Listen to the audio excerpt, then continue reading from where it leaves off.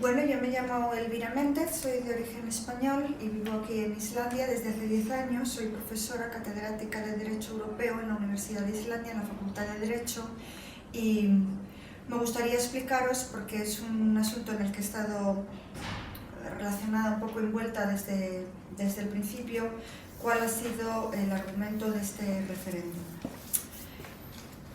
Yo trabajo para la institución, no solo en la Facultad de Derecho, sino la institución que se ha ocupado, se recibió el encargo del Parlamento de realizar un folleto neutral e informativo que fuera distribuido a toda la población islandesa. Entonces realizamos este folleto, en él se detallaban toda la historia, todos los problemas jurídicos, económicos y políticos de Icesave, y tuvimos que realizar, según encargó el Parlamento, argumentos a favor del sí y argumentos a favor del no. Tuvimos mucho cuidado de ajustar que fueran muy equilibrados, de tal manera que hubiera el igual número de puntos a favor del sí y que a favor del no. Básicamente, entonces, ¿qué eran las consecuencias? ¿Cuáles eran los argumentos que se habían puesto a favor del sí, argumentos a favor del no? ¿Qué es lo que pasaría si se votaba sí? ¿Qué es lo que pasaría si se votaba no?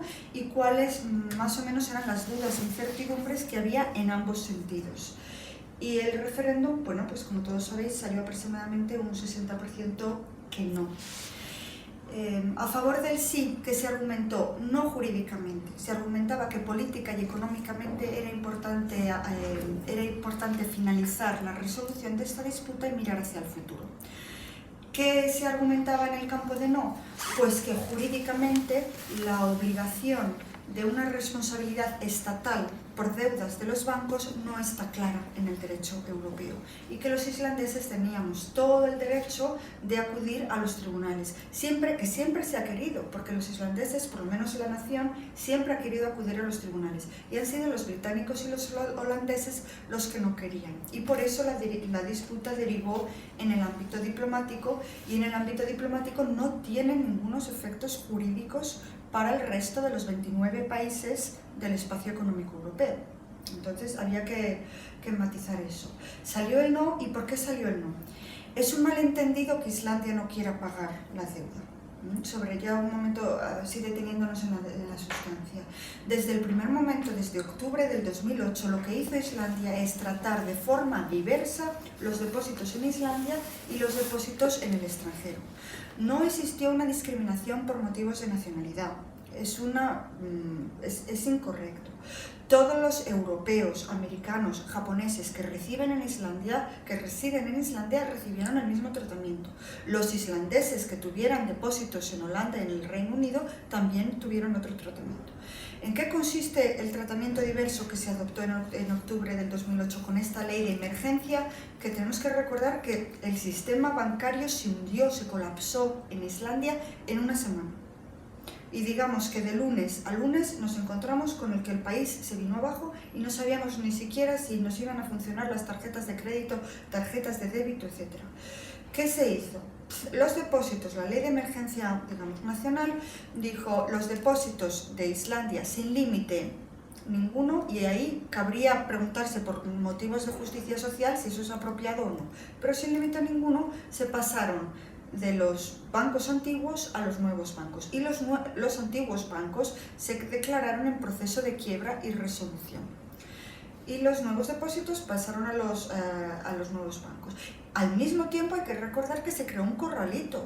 Nosotros ahora estamos prácticamente, nos llamamos a nosotros mismos la Cuba del Norte. ¿Por qué? Porque es imposible sacar dinero de este país. Entonces, ese dinero se queda en Islandia, circula en Islandia, da trabajo en Islandia y no hace más que quedarse aquí. Circula de una mano, tenemos el IVA, por ejemplo, del 25%. Bueno, pues ese dinero se queda en Islandia y contribuye al futuro de este país. El dinero que había que reembolsar a los depositantes en el extranjero, en el Reino Unido y Holanda, no se queda en Islandia, son divisas extranjeras que hay que reembolsar y tiene que salir. Entonces, en lugar de reembolsarlo inmediatamente por fondos del Estado, porque lo que sucedió es que el Fondo de Garantía Bancaria quebró, porque no hay sistema de garantía bancaria que pueda reembolsar el 100% de los depósitos, es un sistema de seguro.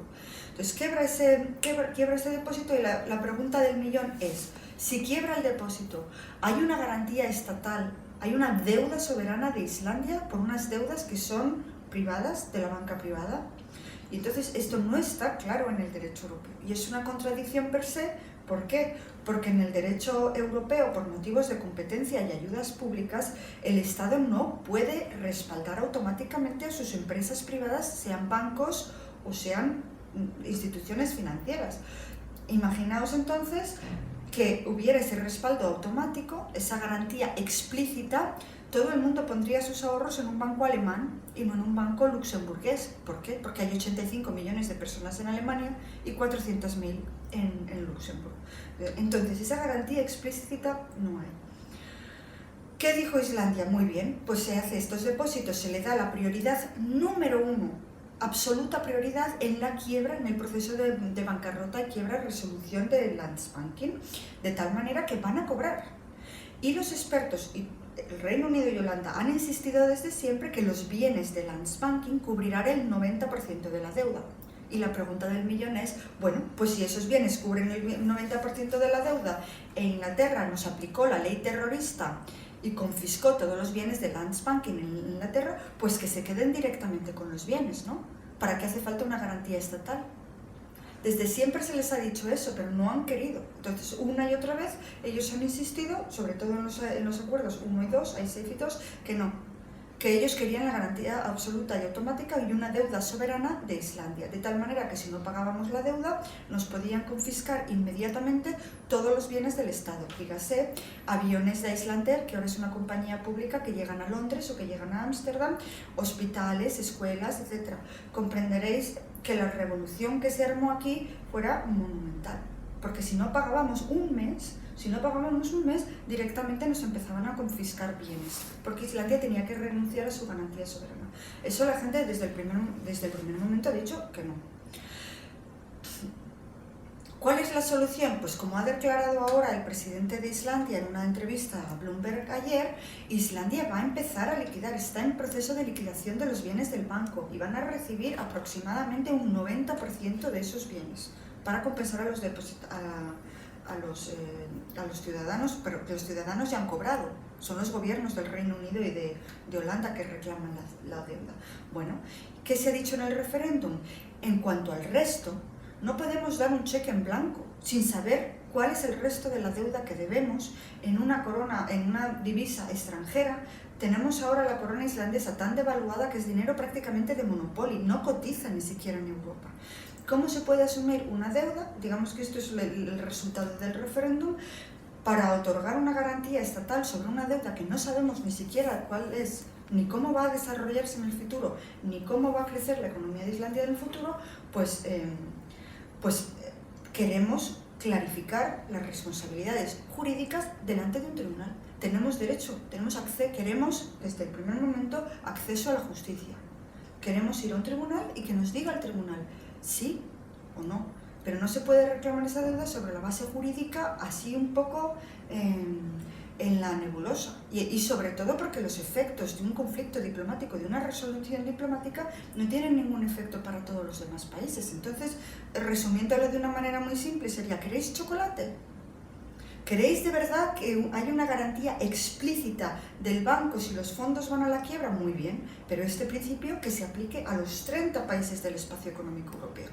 Lo que no puede ser es que se aplique a Islandia porque sí. Y el día de mañana, si el mismo problema sucede en Irlanda, Portugal, Grecia o España, que se nos diga: ah, no, esto no es un principio del derecho comunitario.